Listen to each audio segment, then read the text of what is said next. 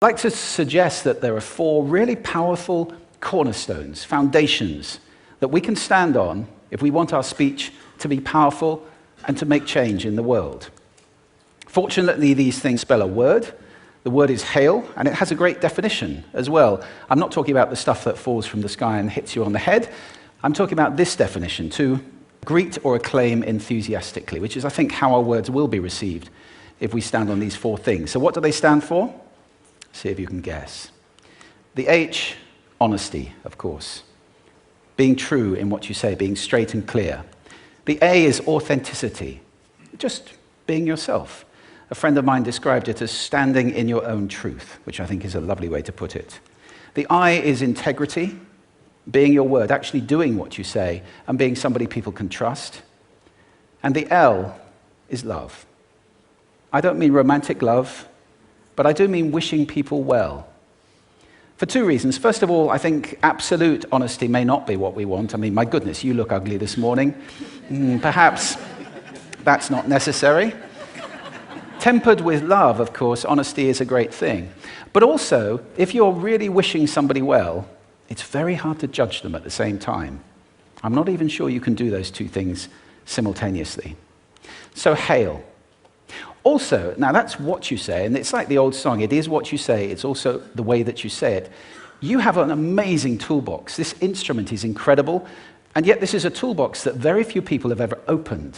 I'd like to have a little rummage in there with you now, and just pull a few tools out that you might like to take away and play with, which will increase the power of your speaking. Register, for example.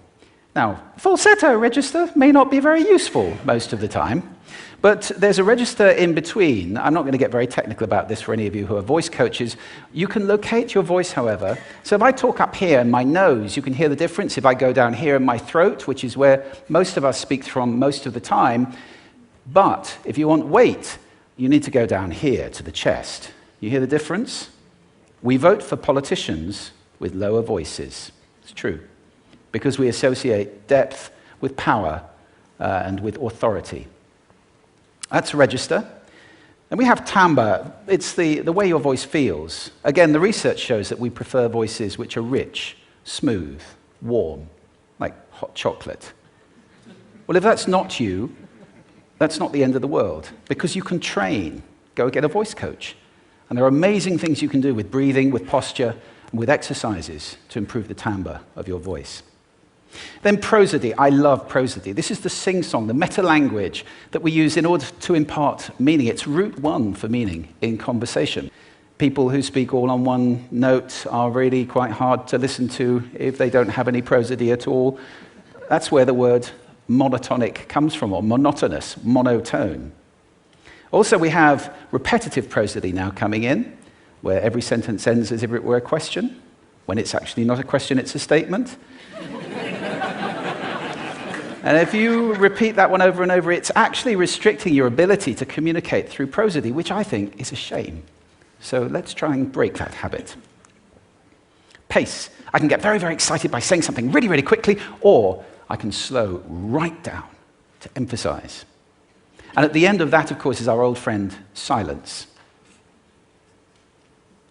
There's nothing wrong with a bit of silence in a talk, is there? We don't have to fill it with ums and ahs. It can be very powerful. Of course, pitch often goes along with pace to indicate arousal, but you can do it just with pitch. Where did you leave my keys? Where did you leave my keys? It's a slightly different meaning in those 2 deliveries. And finally, volume.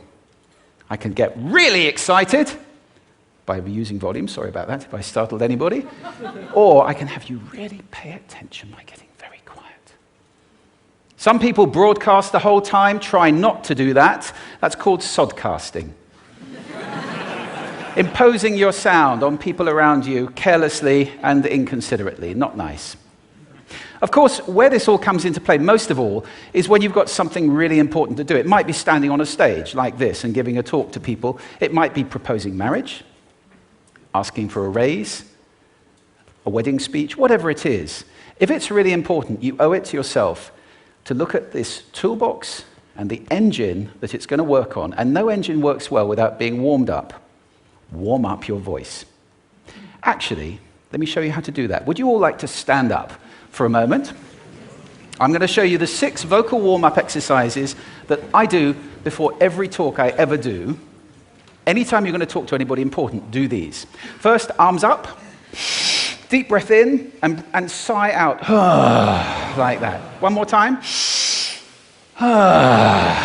Very good. Now we're going to warm up our lips, and we're going to go bop, bop, bop, bop, bop, bop, bop, bop. Very good. And now, just like when you were a kid.